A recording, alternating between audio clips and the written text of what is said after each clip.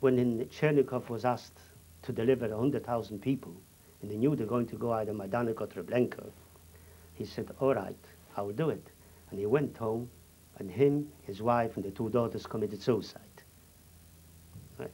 And that was the end of the leadership in Warsaw. Here, I know we were told in the ghetto, because many times the German Gestapo used to hit Rumkowski if they didn't react quick to them, and so on. But he didn't give in, he didn't panic. How much it is due to him, what he did and how he did, as against what this Chernikov did, and how many survived from Warsaw out of 600,000 Jews, and enlarged from 180. I don't know whether even the best historians in the world will ever be able to come to any conclusion. I don't think so. But I say it's in the manner he did certain things. For that, I will never forgive him. If he would be alive, I would be the first one to go as a witness to try him as a war criminal for that. For in the manner how he did it. Will you give us some examples? All right, he was with the Gestapo in the car together, to see how his children are being killed. On the street Lutomiersko, I remember when it was only going into 1942 or 3, which became very bad by the day. Because, I mean, lorries went around and just asking any dead bodies there to collect them with the horse and cart. And as he passed in his droshka, riding with big 2 horses, and he became younger looking by the day. He used to drive around in a droshka? Oh yes. While Not himself, but they had somebody who rode the droshka with horses. While people were dying in the street? Yes, oh sure. That was his Rolls Royce. Always in a droshka, that was his Rolls Royce. Dressed in the winter with a beautiful fair coat, with a fair hat. Fantastic. And people on the Lutomierska, maybe from the 7th or 8th or 10th story, threw down 2 plant pots as he passed right to kill him. Yeah. And what did he do? Within seconds, he had the Gestapo of them, because the Gestapo had in the center of the ghetto what was called Kripo, the Kriminalpolizei. They had in the center of the ghetto the Kościelny, near the church. Immediately, he got onto them, and they sent in the Gestapo members there, and took all the families from 2 large blocks, put them on trucks, away, and never seen daylight. And he knew where they were being sent? He knew it. I knew they would never see daylight. He knew it. I mean, it was 1942, a week before Rosh Hashanah, where the Germans asked for 20,000 people to be made up of children up to 10, old people and sick people, because we had hospitals in the ghetto to start with. But before that deportation, that's a famous deportation, before that deportation, Rumkowski spoke to the people of Lodz in the main square. That's Do you remember that? I was right in front of him. Oh. Right in front of him. Fantastic. There were at least 20,000 people there. And he started off in Yiddish, but he spoke a Litvak Yiddish, because he was a Litvak. Originally, he was from Lithuanian language, who spoke Litvak. And he started off, Yidden b'nei Rachmanis, Jews of mercy. I'm Woch for Rosh Hashanah, a week before Rosh Hashanah, I'm asking you to give your child for a korban, your child for a sacrifice. Yeah? You heard him say that? Absolutely. And how do you justify this? And he said, ihr seid noch genug jung, you're still young enough, you will have more children. And nach der Milchama will ich sagen Chotossi. After the Krieg, I will say Chotossi. I will say, forgive me, like you say, Yom Kippur, Chotossi. Right? Yeah. And, well, that's the only time when I would say we revolted against his police. The only time. He started sending around the police to street after street. and to take out the children away from the mothers, and the people with knives, with axes, with also they had, and there were plenty of the policemen who were really they were injured, they were stabbed, and they realized this time he won't succeed.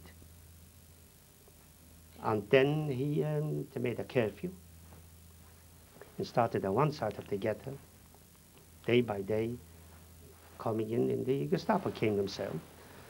And they picked out whoever they felt right. It's like the children up to the age of 10, again, it depended whether you looked 10 or you looked 12 or 14. You could have been 14, you were small, so you're 10. They needed the number, they needed 20,000. And it was amazing that where we lived, Franciszkańska 17, already towards the end of the ghetto, that was the last street. Now, like, today they did the even numbers, got late already, so tomorrow we knew the odd numbers, our side will be for selection. And it's only 50 meters from us was a guard and a watchtower there. And it was a curfew, anybody who went out shot immediately. And I said to the rest of the family, let's try and go over the other side and we will stay overnight. Because we knew that after they did, our side is the end of the curfew. It's finished. So all right, we will do that. Myself, my younger sister managed to get over to the other side. And we are on the other side and I see my parents, my older sister, are there. It's only a matter of, we just saw the guard turning with the back to us and quick across the road.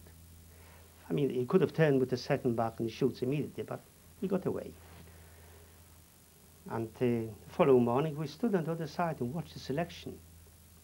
And when it's finished, you go across the road and they've taken my mother. So, of course, the curfew was lifted. So the place, the Czarnieckiego, was the prison. It was the assembly place for whenever they wanted, 1,000 at a time, 5,000, hundreds.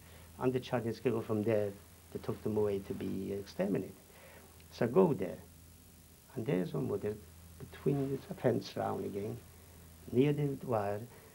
I got her out, again guarded right round, and I cannot remember, I think, how I managed to squeeze her out and get her home. Yes. But I managed to get her out. And I tried to think many, many times, now how did I do it? How did I manage? Can't remember a thing. Yeah. But coming back now to when they started building up the industry. So 1940 they started building industry, and I was allocated to work in a straw resort, straw factory, where women were rotten straw and they were plaiting the straw, and mostly men were stitching around making overshoes. That's in 1940. They prepared themselves already for the Russian frontier, which the war didn't start with June 41. Yeah. In 1940 we made already. I've got a photograph at home, because in Lodz, the museum there, where they've got in Radegos, they were there, the two boots, and I've got a photograph of it. For boots, big, heavy to go over their boots to keep the feet warm. Yeah. And then by 42, or probably 41, I'm not quite, can't remember exactly, there was no more, they didn't need any more of these straw shoes, and they set up already all the other industries. So I was sent to industry where they made the leather goods, like harnesses for horses, for the cavalry, like covers for the spades, for the holders, for the guns, all these sort of things. And my father was allocated to a factory to make uniforms, which I would say tens of thousands of uniforms a year was produced in the ghetto. If not all the uniforms they required, at least 75%. It's a massive, because it was a big place, had large schools, large places, that had all the room for it. And my mother was in the big church, in fact, next where the cripple was. She was working there. They took the Catholic church over, where she was plucking the feathers, where they used for raw material. And my two sisters worked in again they established a massive laundry, where they brought clothes and the uniforms, though many were stiff from blood, and they brought them and they cleaned them, made them like brand new, and sent them out to be used again. Who would run these factories? Would it be? It's Rumkowski, and he established what we call the Korownik, which would be a foreman. Established. And it was Jewish foreman, not all Jewish. We hardly came in contact with a German from between May 1st and the 10th of August. Hardly became in contact with a German, apart from the when it was this big horrible curfew. I mean, I always said that is the most traumatic moment of the ghetto. So, and there were terrible, terrible times. It's impossible to describe. Impossible. It was a place where death was normal and not life. Yeah. I mean, 60,000 people died from disease. And 60,000, around about that figure, were sent out to extermination camps. And when the ghetto was being already dissolved, so there was still about 70,000. And you see, it got to a stage where if anybody died, we envied him. I mean, the food was a starvation diet. Can you tell us what rations you were given? They gave us, to start it off, one loaf of bread, perhaps it was 1.5 kilos round bread, for 7 days. No, they started first for 5 days, I remember, per head. After a time, for 6 days, the same bread. And then for 7 days. And then a week went by, there's no bread. Didn't make it up because there was no bread last week. And they had so many grams of sugar, which was dark brown sugar, wet, so it should weigh heavy. I wouldn't like to say who did pour the water in, whether the leaders in the ghetto or it came like this from the German side. I don't know. And then you had all these ersatz, coffee, which was burnt grain, still with the straws. So it was a meal, took some grain, and with some of this brown sugar, mixed it, was a meal. From time to time, not quite often, so many grams of horse meat, but it was a luxury. And we used to chop it, and it gave us so much oil per head, per week or 10 days. You could have had the same ration for 5 days, then the same ration for 6, then for 7, then for 10. How was it delivered, distributed? We had the ration cards.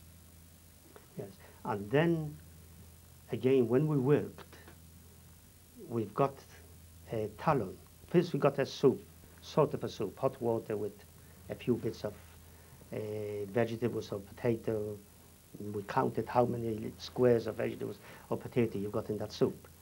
So if somebody had 3 and I only had 2, I thought, oh, he's luckier than me. Yeah. So we got a talon from from work, and for that we got an extra ration. But if you missed 1 day out of 7, you lost that talon, that extra ration. You get to see. it was difficult to live with it. And just because the ration what everybody got. We had a ration card, and you went to the distribution center, and they took up numbers or whatever it was there, so many numbers for each ration. But when you didn't get that extra when you worked, well, it was when it got to already about 1943, so many people died. And it was almost impossible for everyone to be at work 7 days a week. Just impossible. The people doing the distributing, they were other Jews, were they? Oh yes, And all Jews. A complete Jewish administration. And at the distribution centre, when you were very, very hungry, I imagine the fights and things would break out, would they? Not by 1943 or so, not really. We were so resigned already that we just didn't care anymore. No. In fact, to go to work, everybody looked forward to go to work. But you get a soup, so something hot. And then when you come home, we didn't have a wardrobe anymore. Most of the floorboards were lifted up in order to have something to make something hot. And then you sit at home, you looked, we didn't talk to each other, just we glanced at each other and just looked. And we conversed with our eyes more than with our mouths. And it was, we felt, oh, it's time to go home. It was terrible. Did you share your room with other people? Not with others, no. We were lucky. Your family? Because we were left in the room what we had before when the war broke out. Well, were the Zionist youth movements or the Bundist movement still operating within the ghetto? No. Everybody was a communist then. Everybody thought that way. Yeah. Did you at any time get any news of what was happening on the outside world? We did. Yes. How was that? There were some who had radios. We had hidden radios. If anything important happened, for instance, June the 6th, 1944, I remember that distinctly, because everybody waited for the second front. We got into work at 7 o'clock in the morning. 7:05, everybody at work knew the second front is opened. Did you hear about the Warsaw Ghetto Uprising? No. We didn't know about the Warsaw Ghetto Uprising, we didn't know about Auschwitz. But by 1943, especially when they took these 20,000 people out with all the small children and so on, it was, if this would have happened in 1940, I don't know whether we would have staged an uprising or not. The clothes from the children who they took away came back to the ghetto to sort it out. Did you see them? Oh, yes. What did you feel when you saw that? I think we were resigned by that time to anything. No. But we didn't have a clue. We knew that they were not alive. We knew they're dead. But where they got killed, we didn't know.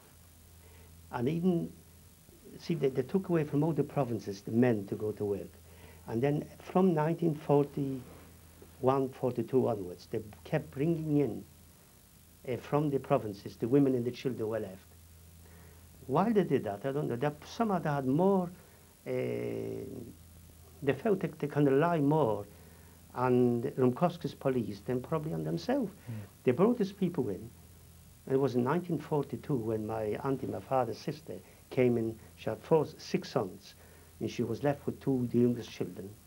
And she came in. When I heard they brought people in from Chodec, and they're now on the Czarnieckiego. So when then there saw my aunt and 2 children, we took her into to Franciszkanska 17. But they were at the administration, they made sure where to go, they know where to go, so in case they want them. So, all right, I felt fine. They know where they are, we manage, we sleep there in the same room, we'll be together, and eventually they'll get their ration card and they'll be able to live. But no more than 3 or 4 days was a knock at night with the Jewish police. Nachher Blumenfeld, so-and-so Bloomingfield, they still did 2 children as well. Yes. Come on. A lorry outside, took them back to the Channel Schedule, and that was it. We've come to the end of the second hour now, so I'm going to have to ask them to stop the tapes.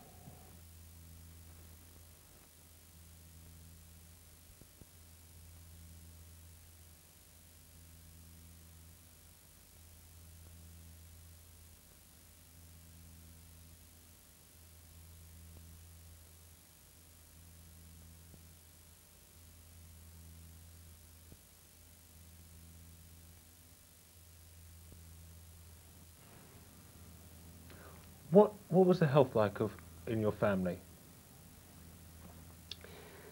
Well, my sister, she became ill end of May, beginning of June, 44.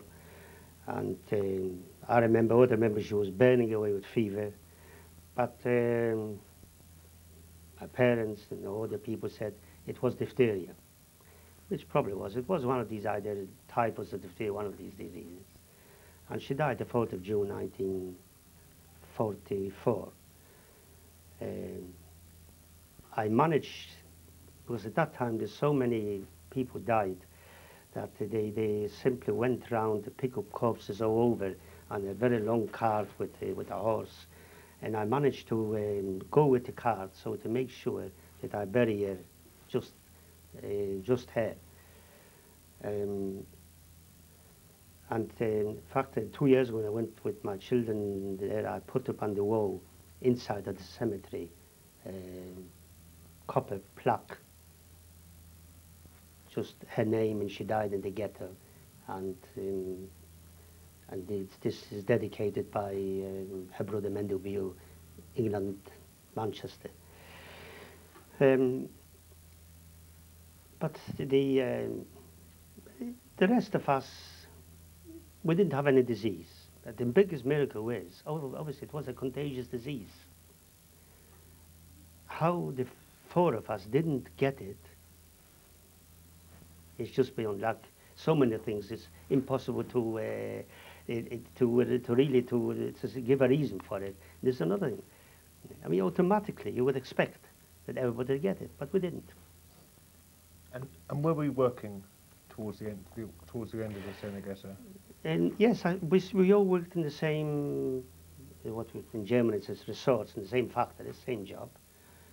And in July 1944, we heard already that the artillery outside Warsaw, we took it for granted it's Warsaw. We didn't know where the artillery, how it came about, who fought who or what, we didn't know. But we heard the artillery, and naturally we were all, somehow we became stronger by the second.